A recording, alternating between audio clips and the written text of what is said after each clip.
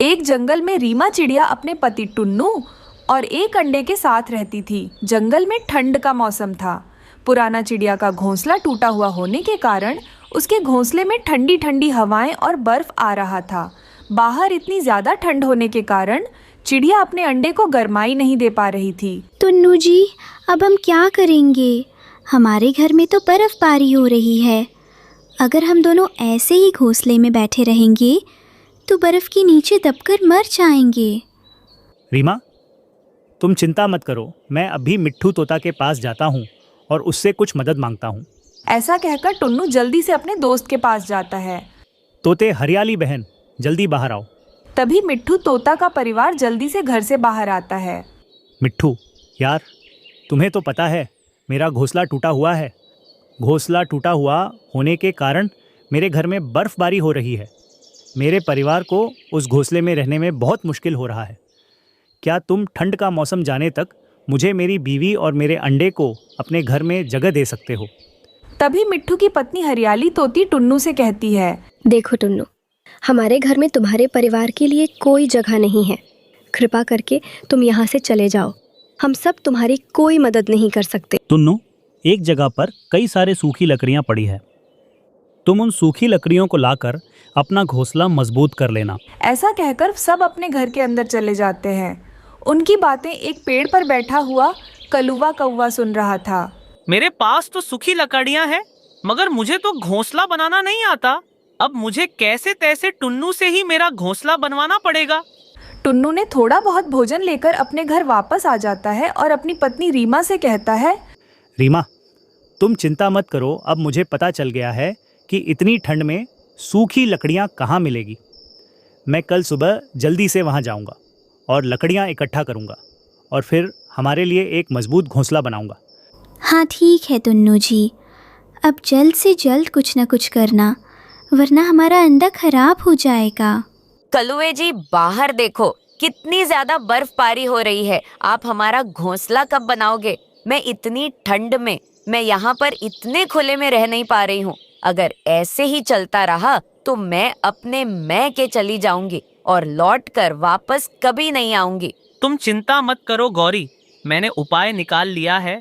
रीमा का पति टुन्नू जल्द से जल्द सूखी लकड़ियों से नया घोंसला बनाने वाला है। पर जंगल में तो कहाँ पर भी सूखी लकड़ियाँ नहीं है।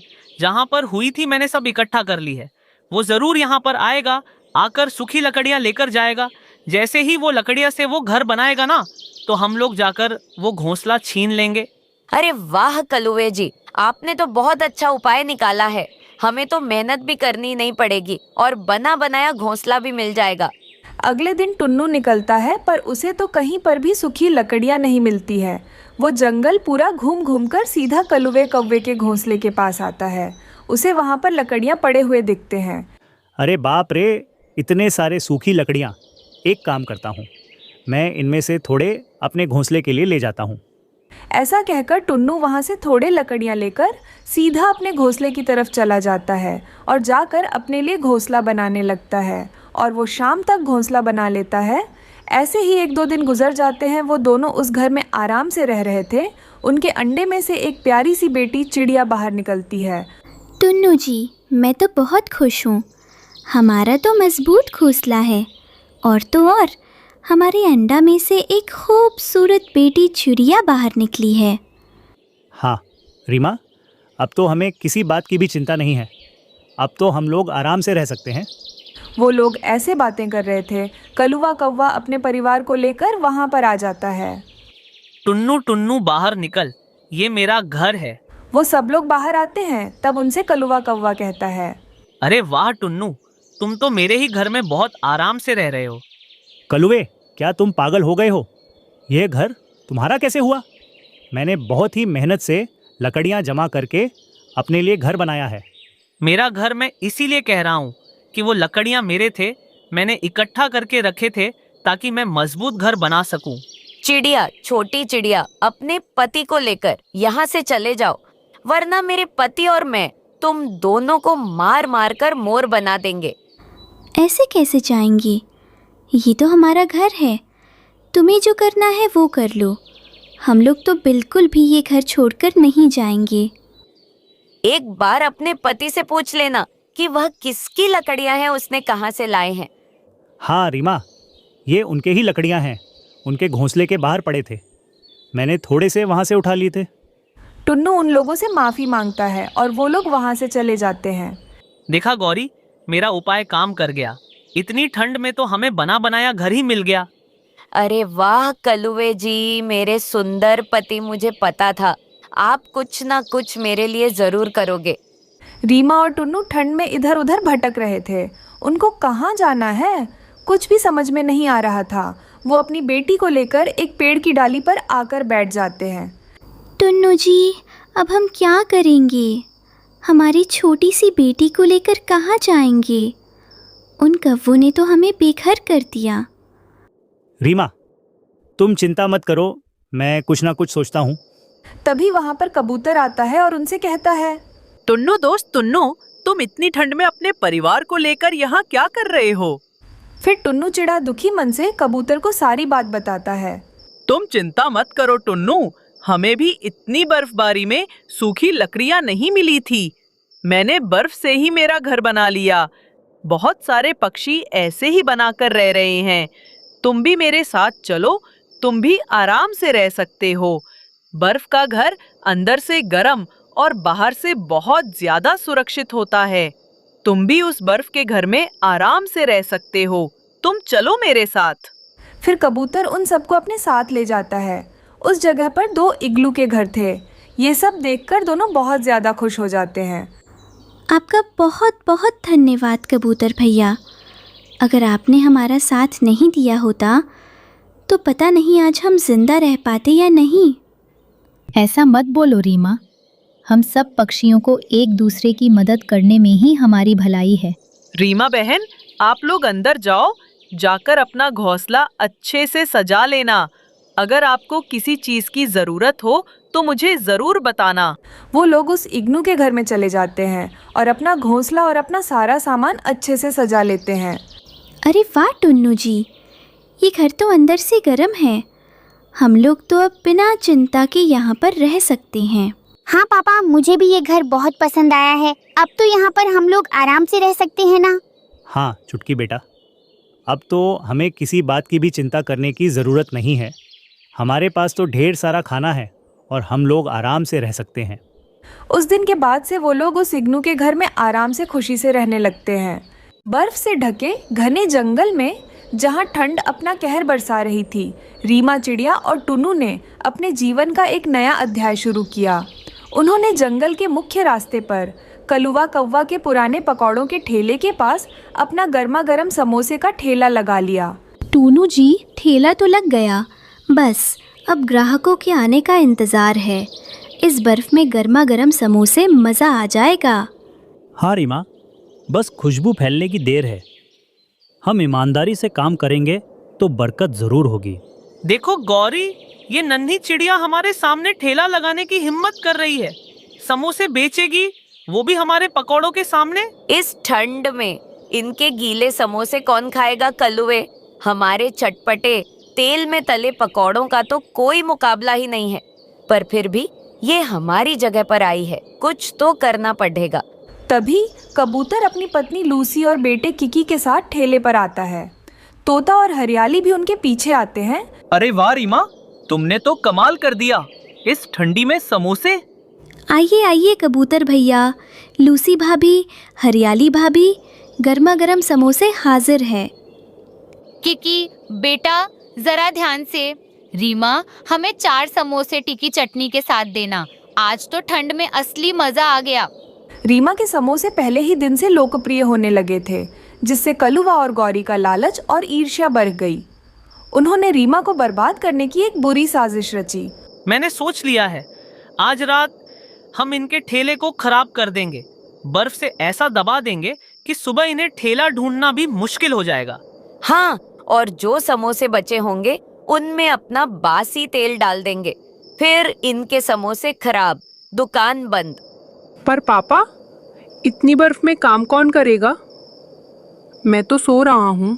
चुप कर, आलसी कहीं के। ये हमारे धंधे का सवाल है। तुझे मदद करनी ही होगी। उन लोगों की सारी बात उल्लू सुन लेता है। मुझे शक था कि कालू कुछ गलत करेगा। मुझे रीमा को खबर देनी होगी। उल्लू चुपचाप उड़कर रीमा के घर जाता है।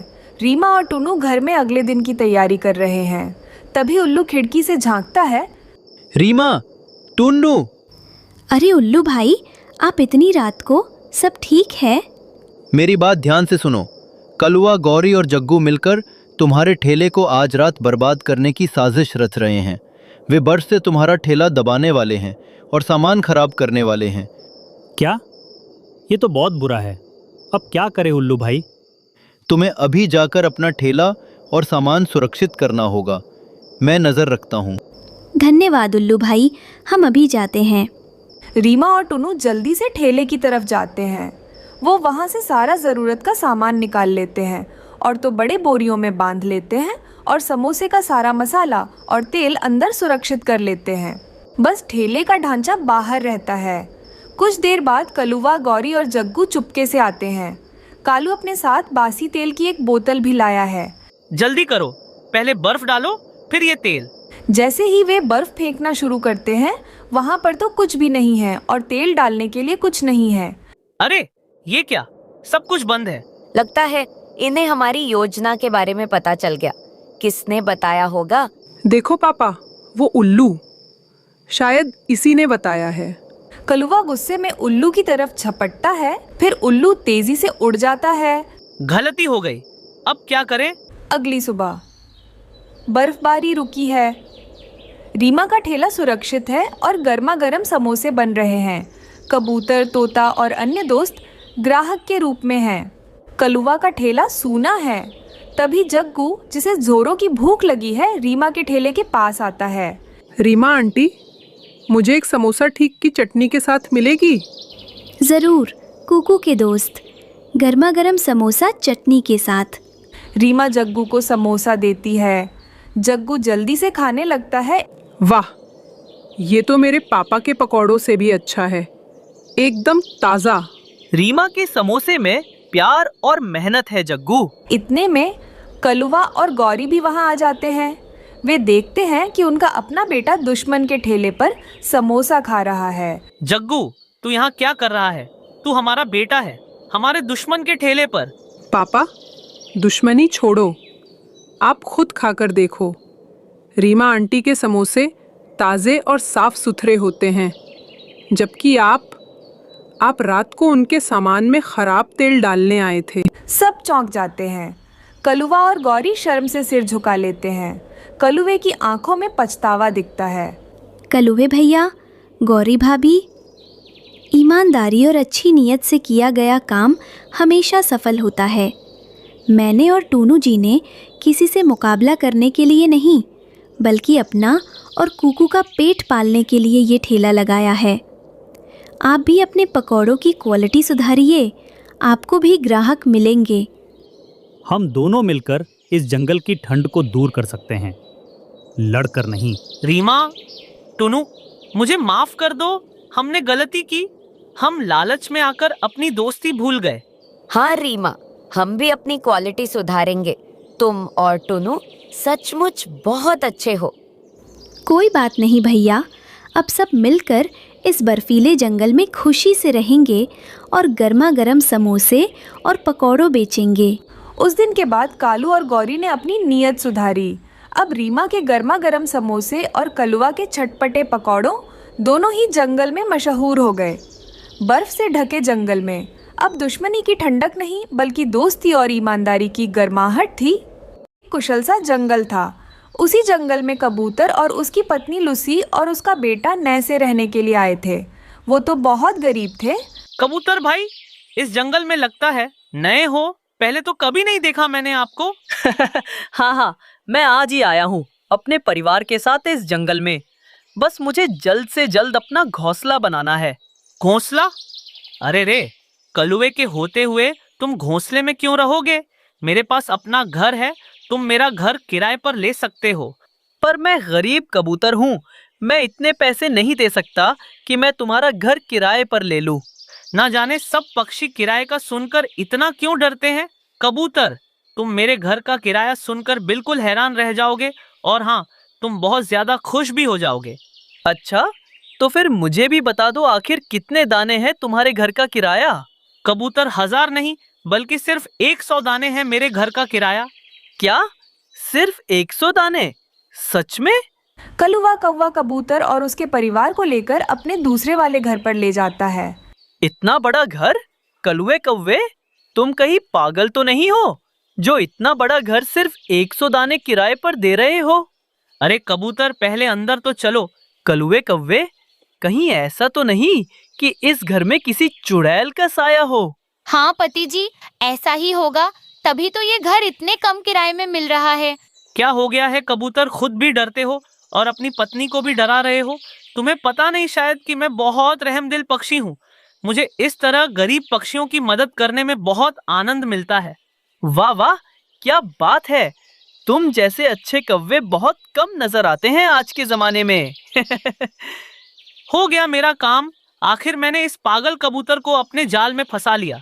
फिर कबूतर कलुए कौवे का वो घर किराए पर ले लेता है। कलुआ कबूतर को अपना घर किराए पर देकर वहां से चला जाता है। कितना मजबूत और कितना अच्छा घर है पति जी, अब तो हम हमेशा इसी घर में रहेंगे। कुक्कू भी अपना नया घर देखकर बहुत ज्यादा खुश हो रहा था। देखिए जी, हमारा बेटा कितना खुश हो गया। कौवे ने हमें बहुत बड़ी खुशी दी है, वरना हम गरीब पक्षी इस बड़े घर में रहने का बस सोच ही सकते थे। फिर वो कबूतर का परिवार बड़े आराम से कलुए के घर में रह रहा था। फिर ऐसे ही पूरा 1 महीना गुजर जाता है। एक दिन कलुआ कौवा कालिया कौवे को लेकर कबूतर के घर पर आ जाता है। और कालिया कौवा कोई मामूली नहीं बल्कि जंगल का मुखिया था। चलो कबूतर, महीना पूरा हो गया, जल्दी से मेरा किराया दो। तुमने यहाँ आने की क्यों सहमत की? मैं बस तुम्हें किराया देने आ ही रहा था। अच्छा वैसे कलुवे, तुम किराया लेने आए हो ना, तो जंगल के मुखिया को क्यों लाए हो? चलो चलो, जल्दी से कलवे का किराया दो। हाँ हाँ, मैं अभी 100 दाने लाकर देता हूँ। क्या 100 दाने? ये क्या बोल रहे हो पागल? समझा है, मैं पागल नहीं हूँ। क्या मैं इतना बड़ा और इतना अच्छा घर तुम्हें 100 दाने किराए पर दे दूंगा? फटाफट मेरे 1000 दाने दो किराए के, वरना अच्छा नहीं होगा। जल्दी करो कबूतर, वरना डंडे से मार मार कर तुम्हारी कमर तोड़ दूंगा। पति जी, 1000 कहाँ से लाएंगे हम इतने दाने? मैं मानती हूँ यह घर अच्छा है, पर 1000 तो इस घर का किराया नहीं हो सकता। मुखिया जी, ये लूसी बहुत बोल रही है। एक काम करो, इसके बच्चे को ही उठा लो। नहीं नहीं, ऐसा ना करो कलुवे। मैंने तो तुम्हें एक रहमदिल पक्षी समझा था, पर तुम बहुत दुष्ट कौवे हो। मुझे बकवास नहीं सुनना, पैसे दो पैसे। मुझे समय दो थोड़ा, मैं आज शाम तक तुम्हारे पैसे तुम्हें दे दूंगा। कबूतर तो बेचारा बहुत ज्यादा परेशान था। वो अपना छोटा सा खेत उल्लू पक्षी को बेच देता है। ये रहे तुम्हारे पैसे, रखो अपना घर अपने पास। मुझे नहीं चाहिए तुम्हारा घर। मेरे पापा को लूटा है ना, देखना इसकी सजा जरूर मिलेगी तुम्हें। कबूतर बेचारा अपने परिवार को लेकर वापस उस जंगल को छोड़कर चला जाता है। बेचारा कबूतर अपने खेत से भी गया और मेरे घर से भी। कबूतर के साथ खेलने में मजा आया। ये लो कालिया, तुम्हारे दाने। इसी तरह पक्षियों को बेवकूफ बना बना कर हम बहुत ज्यादा अमीर हो जाएंगे। फिर 1 हफ्ते के बाद रीमा चिड़िया अपने बेटे कुक्कू चिढ़ा के साथ उस जंगल में आती है। मिल गया मुझे नया शिकार। कलुआ भागा भागा चिड़िया के पास जाता है। कौवे भैया, क्या इस जंगल में मुझे छोटी सी झोपड़ी किराए पर मिल सकती है? नहीं, मैं तुम्हें झोपड़ी में रहने नहीं दूंगा। चिड़िया बहन, मेरा बड़ा घर किराए पर ले सकती हो। पर कौवे भैया, मेरे हालात अच्छे नहीं, मैं आपका बड़ा घर किराए पर नहीं ले सकती। अरे पहले किराया तो सुन लो। मेरे घर का किराया 100 दाने हैं। सिर्फ 100 दाने? कौवे भैया, आपका बहुत बहुत शुक्रिया। अब तो मैं आपके घर में ज़रूर रहूँगी। फिर क्या था, कलुआ कौवा रीमा चिड़िया को भी बेवकूफ़ बनाकर उसे अपना महंगा घर किराए पर दे देता है। फिर चिड़िया अपने बेटे कुकू के साथ बड़े आराम से कलुआ कौवा के घर में रह रही थी। फिर इसी तरह 1 और महीना गुजर जाता है। कलुआ कौवा हमेशा की तरह कालिया कौवे को लेकर किराया लेने रीमा चिड़िया के पास आता है। चलो जल्दी से 1000 दाने किराया निकालो, मेरा कोई बहाना नहीं चलेगा। कौवे, तुम झूठ क्यों बोल रहे हो? 1000 दाने नहीं बल्कि सिर्फ 100 दाने किराया है तुम्हारे घर का। अरे मैं क्या पागल हूँ? मैं अपने घर का छोटा सा हिस्सा भी 100 दाने किराए पर कभी नहीं दूंगा। चलो जल्दी करो, चिड़िया पैसे निकालो, वरना तुम्हारे बेटे को ले जाएंगे। बस अपनी ये धमकियाँ अपने पास रखो कालिया चोर। अरे इसे कैसे पता चला कि मैं कोई मुखिया नहीं बल्कि एक चोर हूँ? तुम जानते हो मुझे कि मैं कौन हूँ। मैं असली मुखिया जी की दोस्त हूँ। मुखिया जी आ जाओ। फिर वो चील मुखिया वहाँ आता है और उन दोनों की अच्छे से पिटाई करता है। फिर वो दोनों चोर कौवे हमेशा के लिए जंगल छोड़कर भाग जाते हैं। बड़ा सा जंगल था, उसी जंगल में एक सूखा घास का घर था। उसी घर में रीमा चिड़िया अपनी बेटी मीणा के साथ रहा करती थी। उनका घर बहुत कमजोर था, जगह जगह से टूटा हुआ था। रीमा चिड़िया बहुत ही मेहनती चिड़िया थी। वो तो कबूतर के खेत में काम किया करती थी। क्या बात है मीना बेटी, आज तुम इतनी परेशान क्यों लग रही हो? माँ माँ, मुझे बहुत डर लग रहा है माँ, क्योंकि बारिश का मौसम है ना, तो कभी भी बारिश हो सकती है। हमारा घर तो जगह जगह से टूटा हुआ है ना। तुम चिंता मत करो मीना बेटी, कल मैं कबूतर के पास जाकर कुछ उधार पैसे लेकर किसी तरह हमारे घर को मरम्मत करूंगी। इस तरह शाम हो जाती है। शाम होते ही बारिश भी शुरू हो जाती है। बारिश के कारण रीमा और उसकी बेटी मीना बहुत डरे हुए थे। माँ माँ, बाहर देखी ना माँ, कितनी जोरों की बिजली गरज रही है। मुझे तो बहुत डर लग रहा है माँ। तुम डरो मत मीना बेटी, आज रात किसी तरह सो जाओ। कल सुबह होते ही मैं कुछ न कुछ करती हूँ। किसी तरह मीना तो सो जाती है, मगर पूरी रात रीमा चिड़िया अपनी बेटी का ध्यान रख रही थी। इस तरह सुबह हो जाती है। सुबह होते ही रीमा चिड़िया केले के पत्तों से अपना घर ठीक कर रही थी। माँ, क्या इस केले के पत्तों से हमारा घर ठीक हो जाएगा? पता नहीं बेटी, किसी तरह आज एक रात बारिश न हुई तो मैं कल सुबह किसी तरह नया घर बना दूंगी। ऐसा कहकर रीमा चिड़िया सीधा कबूतर के पास पैसे मांगने के लिए जाती है। कबूतर भैया, क्या आप मुझे थोड़े से पैसे उधार दे सकते हो? मेरा घर जगह जगह से टूटा हुआ है। अब तो बारिश का मौसम चल रहा है ना, मेरा घर कभी भी टूट सकता है। इसीलिए मैं किसी तरह काम कर कर आपके पैसे ज़रूर से चुका दूंगी। मुझे माफ करना रीमा बहन, अब तो मेरे पास पैसे नहीं हैं। अगर तुम और कुछ दिन इंतजार कर सकोगी तो मैं जरूर से तुम्हें पैसे दूंगा। रीमा चिड़िया बहुत निराश हो जाती है और वो उड़ते उड़ते सीधा कलुए के पास जाती है। जाकर कलुए को सारी बात बताने लगती है। मुझे माफ करना रीमा बहन, अब तो मेरे पास इतने पैसे नहीं हैं, मगर मैं तुम्हारी सहायता जरूर कर सकता हूँ। कैसे कलवे भैया? अगर आज रात जोरों की बारिश हो गई तो तुम अपनी बेटी मीना को लेकर सीधा मेरे घर आ जाना और तुम नया घर बनाने तक मेरे घर में आराम से रह सकती हो। आपका बहुत बहुत धन्यवाद कलवे भैया। अगर आप ना होते तो पता नहीं मेरा क्या होता। धन्यवाद की कोई बात नहीं रीमा बहन, तुम तो मेरी दोस्त हो। दोस्ती दोस्त का सहायता करते हैं। इस तरह रीमा चिड़िया खुशी से अपने घर वापस आ जाती है। शाम हो जाती है। शाम होते ही फिर से जंगल में धुआंधार बारिश शुरू हो जाती है। बारिश के कारण रीमा चिड़िया का घर धीरे धीरे से हिलने लगता है। मम्मा मम्मा, देखो ना मम्मा, हमारा घर तो हिल रहा है। मुझे तो बहुत डर लग रहा है। मीना बेटी, अब तो हम लोगों को इस घर छोड़कर जाना होगा। जल्दी से अपना ज़रूर का सामान उठा लो, ये घर कभी भी टूट सकता है।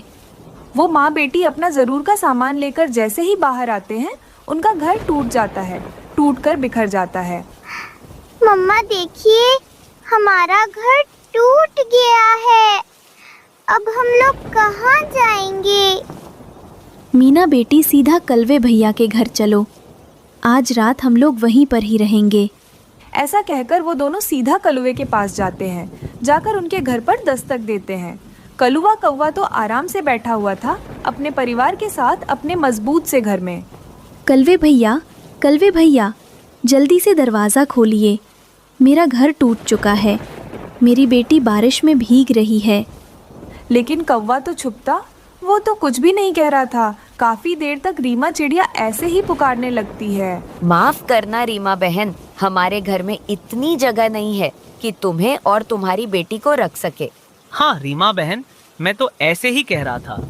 मुझे नहीं पता था कि आधी रात जोरों की बारिश होगी और तुम्हारा घर टूट भी जाएगा। तुम यहाँ से चले जाओ, मैं तुम्हारी कुछ भी सहायता नहीं कर सकता। मुझे माफ कर दो। ये सुनकर रीमा चिड़िया तो बहुत निराश हो जाती है और अपनी बेटी को लेकर वो जंगल छोड़कर वो इंसानों की बस्ती में चली जाती है और उसे रास्ते में एक पुराना ड्रम दिखाई देता है। माँ देखिए, वो कितना बड़ा ड्रम पड़ा हुआ है। क्यों ना बारिश रोकने तक हम लोग उसमें ही रहे। हाँ मीना बेटी, मैं भी यही सोच रही हूँ। ऐसा कहकर वो माँ बेटी आराम से उसी ड्रम में एक बड़े से छेद करके रहने लगते हैं। अरे वाह मम्मा, ये तो हमारा घर से भी ज्यादा मजबूत लग रहा है। हाँ मीना बेटी, अब तो हमें किसी बात की भी चिंता नहीं है। अब तो हम लोग बारिश रुकने तक आराम से इसी घर में रह सकते हैं। इस तरह वो माँ बेटी उस ड्रम के घर में बारिश रुकने तक आराम से रहने लगते हैं।